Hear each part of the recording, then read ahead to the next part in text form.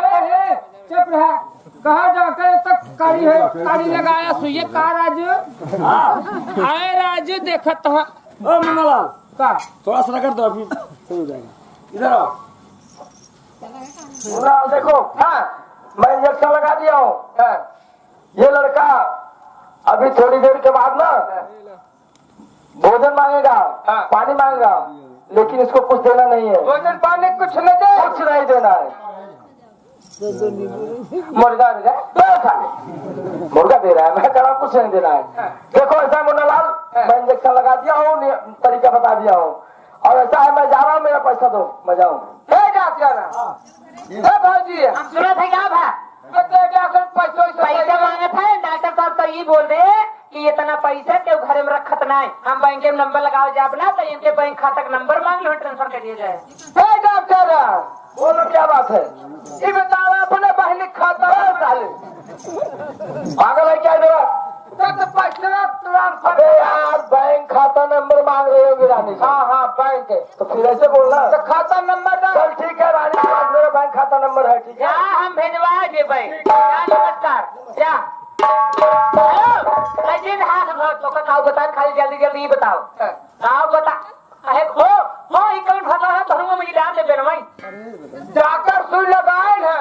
खाओ कहेन हरे कहेल है कि अगर पानी मांगे खाना मांगे अच्छा परहेज बताए है परहेज मामान है ते आजकल छोट मर्ज होता चाहो बड़ा बिने परहेज ठिकात ना एक बात बा तो ये जल्दी कंट्रोल होता तो जब देख देवरवा अंधरा तक ना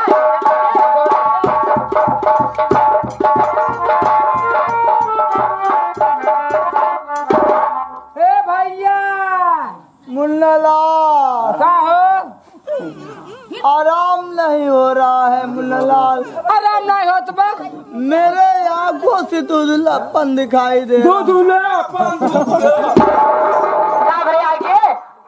आगे देवर जब सुई लगे में तरह है ना एक बात बा आज हम इतनी खुशी है कुछ कहा बात ना जाते देवसर फैसर ना जा प्रतापगढ़ तो इसलिए लड्डू पूरा गाँव वाले बंटवाए पूरा गाँव बंटवाबू। हाँ भाजी आज तो हाथ देवरवा कहत बना धुधुरा पान देखात बा दूधला पर हाँ करे रचरे देखबई करे कहारे कहत बा भौजी मतलब सुइये धीरे धीरे असर करत बा धीरे धीरे एक बात बा हमार जीरा कुलाता कि कब हमार देवरवा धरा तो हमके जा जल्दी से कुछ खबरें सुनो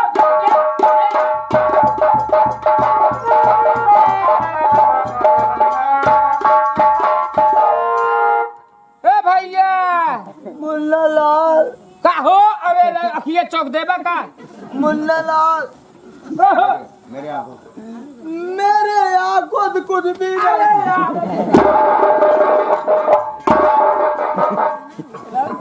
चाप देबा अखिए में राजू मुन्नालाल का हो हमार भाभी कहाँ है? भाजी तो हार बाती तो भाजी उसमें ले चाहता है का भाभी से कुछ कहा चाहता है?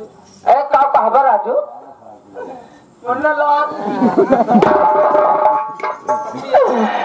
हेलो बाबरे का भा अनोरा की बात है अरे बा एक बात बा अब इतना तेज बदबू मारत हो वो कल लेके जाई है सड़क ये पकड़ा दिए हमारे लगल ये गिनिया चलिए के सड़क ये पे हां हिया मुन्नालाल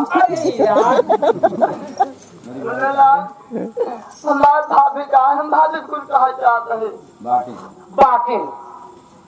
बाकिन हाँ ए सुना था बाहर ना है का जोन खा के भजे कल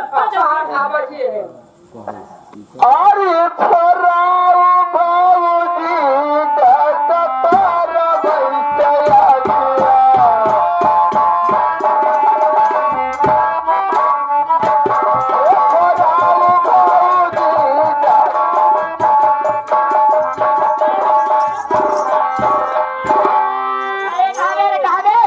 करे तो का हम इतना सुई दवाई कराए थे अब कई लक्षणा लगावत है तो राख हम डॉक्टर बोलवाए फरवाए दिए है भाभी हम तो हटा मारब जो वही